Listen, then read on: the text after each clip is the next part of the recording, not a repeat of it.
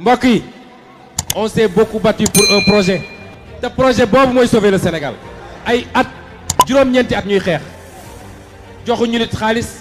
yi ñuy safoo di seetaan les talibé Sonko TV dalati leen nag jàmm ci xibaar ki nga xam te moo di Ousmane Sonko nekk léegi di tey rek la doon jan ak ki nga xam moo di juge bi di Maham Diallo mais daal li nga xam moo di juge bi daal ginnaaw nag ab complot boo xam si ne def nañ ko moom ak Macky Sall ak ñi mu gàngoor bi nga xam si ne ànd na ak moom ki nga xam si ne moo di Ousmane Sonko nag ñu yóbbu ko mandat de dépôt ba pare rek ñu daal di tas li nga xam moo di parti bi di parti Pastef ginnaaw nag ay di sax si 10 yoo xam si nekk teg nañ ko ci kaw ci kaw ki nga xam moo di Ousmane Sonko ginnaaw nag ci lañ ko defee li nga xam moo di mandat de dépôt mi daal instant bi daal jeunesse bu Sénégal loolu daal dañ koy bañ ba tax na nag ñoo ngi moom wàcc rek ci mbedd mi di xeex rek pour rek ñu mën a libérer seen candidat bi nga xamoon la ñu yaakaar. mbokk yi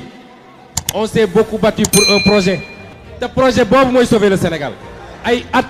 juróom-ñeenti at ñuy xeex joxuñu nit xaalis